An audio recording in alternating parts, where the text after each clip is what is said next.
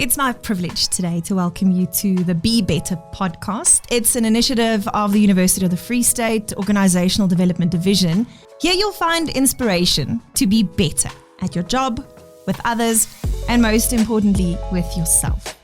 You'll hear new things, old things, and hopefully experience that moment of clarity that you've been waiting for. So, listen on.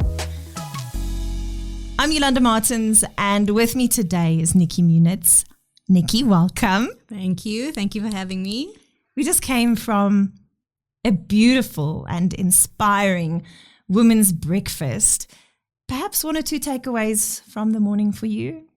I think the biggest takeaway was just seeing women empowering themselves and making such a massive difference and engaging with their creativity on a level that just gets me excited. So your story that you shared with us is really touching. Here we are, we're living our lives, thinking that something like this can never happen to us. I mean, I would never go to prison, right? I would never do anything illegal. But your story showed us how one wrong decision can cascade into, well, a prison cell. To bring our listeners up to speed, tell us a little bit about the beginning. Sure. I think I had that same belief that nothing like that could ever possibly happen to me. And when I started experimenting with drugs, my intention was never to go down the road of addiction, as I think most people don't. And I got introduced to very hectic drugs on my matric holiday, and it was a love affair that ended in disaster. And choices that I made that took me down a road which landed me up in prison. Something you said this morning about your prison cell set you free. How is that a blessing and how is that irony a truth? I think, I really try and explain to people what my life was like before prison. I had an incredible job, but it was consuming. I hardly ever saw my children. I worked really long hours. I earned a good salary, but I had no other part of my life. And when I landed up in that prison cell, I wasn't sitting there thinking, I wonder if my boss needs something from me right now. All I could think about was how much I missed my children. And so that just gave me perspective of what was actually important in life and knowing that I needed to rearrange my priorities. We started this podcast with the question or the thought that says, something like this will never happen to me. You also said that using drugs was fun. It was great. And you said something about then we wouldn't all be doing it if it was so bad. How does that realization come into play that it's actually really bad? So addiction is qualified by, in spite of negative consequences, the behavior persists. And the reason why the behavior persists is because it gives you something initially. So what drugs gives us in the beginning is the pseudo-confidence, a pseudo-relief from anxiety, but it comes with a whole string of consequences in the long run. And eventually it's just about making sure that they're outweighing the benefits, and that's when you decide to stop. So we don't have time to go into the details of your story, but just remind our listeners of the title of your book and perhaps where they can get it. So the title of the book is Fraud, and it's available at Exclusive Books and on Take-A-Lot. Of course, you can live stream the event at the UFS live on YouTube, and we'll also link the video and your book's information in the show notes. What we now want to unpack, Nikki, is your experience in prison.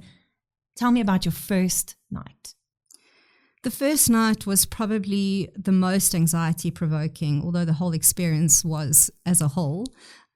It was just about not knowing where to place myself. It was an overcrowded prison cell, supposed to cater for 30 people, and there were 70 of us in there, and not really having any clear direction or idea of how it's all meant to work, and being taken under the guidance of someone obviously who had a lot more experience in the cell than I did, not knowing what type of crime she was in there. She really became like a prison mom to me, and helped me understand the dynamics and what was expected of me. Nikki Munitz joins us, and we're talking about her incredible journey to be better, which is what the theme was this morning at our women's breakfast as well. You went back a second time, and how did you not fall apart? You know, I had spent so many years avoiding the prison sentence in the first place. And when I got bail the second time round after my appeal was initially declined, I really thought that God was going to save me from having to go back in. And so I carried on my life. But sometimes our story unfolds in the way that it's meant to, and we don't always understand why. But I'm really grateful that every single piece that I have in my tapestry and my story exists. Second time around, a lot more challenging. I had built my life up way more, and my children were older.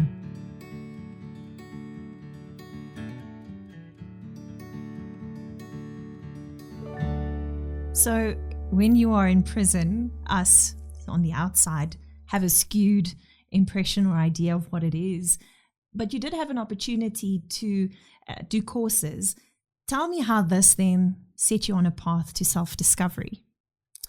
One of the courses that I did while I was in prison, and I was just doing it to get an extra piece of paper that would count in my favor for the parole board. I didn't know the impact it would have on me, but it was a self-esteem course. And it was designed by my now mentor, and it was facilitated by another woman. And I just, in that very first session that I went to, and I think it was a 12-week program, but in that first session, I just realized that it was the Holy Grail that I actually had been searching for my whole life. So each of us have this tapestry that you refer to, and each of us, our stories look different, but self-esteem is the underlying thing in each of our stories. You can have a good self-esteem, you could have a non-existent self-esteem.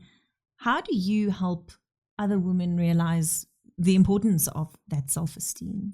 So I think that my mentor, in her first part of her life, bearing in mind she's 85 now, was a nursery school principal. So everything that she designed was to reprogram where essentially our programming goes wrong in childhood. So all the tools that we get are quite childlike in their application and are really easy to use and implement. And it's just a process of being committed and determined in the process. And so we can reprogram our belief systems and the way that we operate. Now, obviously, when you went to jail, your children were much younger. Today, they are teenagers.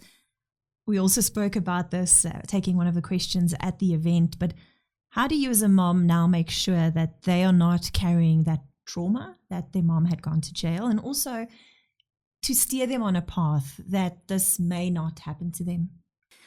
I wish I could take away their trauma, but the reality is that trauma impacts us in a way that changes us. And I can't take that away from what my children have experienced. But I think as adults, we need to take responsibility for dealing with the wreckage of our childhoods. And so I've provided my children with the tools that they need in order to do that. We can't undo the past, but we can take responsibility for paving the way for our futures. Nikki Munitz joins us. I'm Yolanda Martins, and we're getting to know her a whole lot better. Nikki, if you could go back in time and talk to a younger version of yourself, what would you tell her? And do you think she'll listen? I think I would say, fasten your seatbelt. We're in for some turbulence, but it's all going to be okay. Also, your new dream and your new career. Tell us a little bit about that. So I initially started my private practice as a self-esteem coach and counselor just before we went into lockdown with COVID.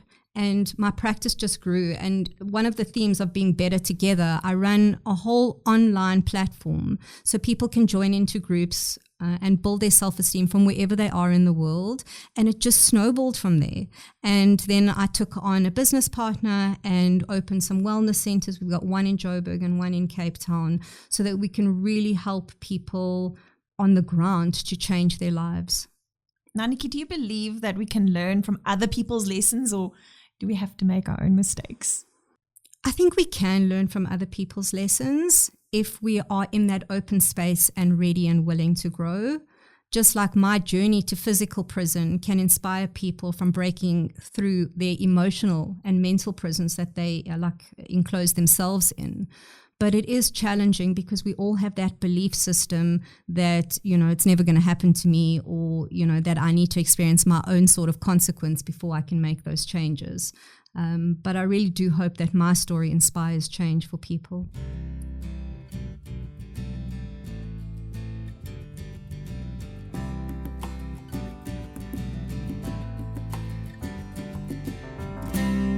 You spoke about the demons or the gremlins in our mind.